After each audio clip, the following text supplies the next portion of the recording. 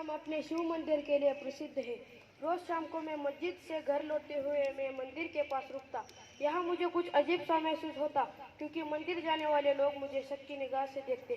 शायद वे हैरान होते कि एक मुसलमान लड़का मंदिर के सामने क्या कर रहा है। सच्चाई तो ये थी कि मुझे मंत्रों का लयबद्ध पाठ सुनना अच्छा लगता था। मुझे उनका एक भी शब्द समझ नहीं आता था, लेकिन उनमें एक अजीब सा जादू था। दूसरा कारण था मेरा दोस्त रामनाथ शास्त्री। वो मुख्य पुरोहित का बेटा था।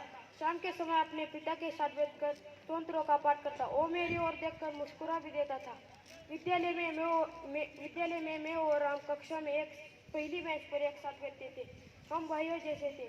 राम थे बस एक ज्ञापित पहनता था और हिंदू था, जबकि मैं मुसलमान होने के नाते मैं सफेद टोपी पहनता था। जब हम 5वीं कक्षा में थे तब एक दिन हमारे कक्षा में नया अध्यापक आए। वे काफी सख्त मिजाज दिख रहे थे। अपनी हथेली पर पेन ठकठकाते हुए उन्होंने पूरी कक्षा का चक्कर लगाया। आखिर वे हमारे सामने आकर खड़े हुए और चिल्लाकर बोले, ए सफेद टोपी वाले, तुम्हारी हिम्मत कैसे हुई पुरोहित के बेटे के पास बैठने की?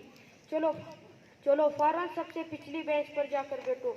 मुझे बहुत बुरा लगा। मैं अपनी रोती सूरत ले किताबें लेकर सबसे पिछली बेंच पर जा बैठा। छुट्टी के बाद राम और मैं चुपचाप खूब रोए। हमें लगा कि हम अब कभी भी दोस्त नहीं रह पाएंगे। उस दिन जब मैं घर लौटा तो मेरी सूरत देखकर पिताजी बोले, क्या तुम रो रहे थे? क्या हुआ बेटा? मैंने सभी बात पिताजी को बोली। उधर उधर राम ने भी अपने घर में यह बात बताई। अगली सुबह राम दौड़ता हुआ हमारे घर आया और बोला, पिताजी ने फौरन तुम्हें हमारे घर बुलाया है। मैं बहुत डर गया। मुझे लगा कि मुझे और डांट पड़ेगी। राम के घर में हमारे नए अध्यापक को देखकर तो मेरी जान ही निकल गई। राम के पिताजी ने अध्यापक जी से सख्ती से कहा, जो कुछ भी हुआ है उसके लिए आपको कलाम से माफी मांगनी होगी। मुझे विश्वास ही नहीं हो रहा था कि अध्यापक जी कलाम से माफी मांगने को कह रहे। वे कह रहे थे कि ईश्वर की दृष्टि में कोई बच्चा किसी से कम नहीं होता। आप अध्यापक होने के नाते आपका कर्तव्य है कि आप अपने छात्रों के अलग अलग पृष्ठभूमियों के बावजूद उनको मिलजुल कर रहना सिखाइए।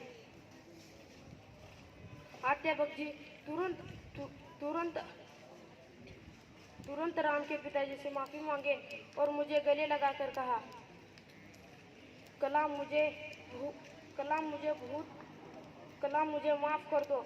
मैंने तुम्हारा दिल दुखाया। मैंने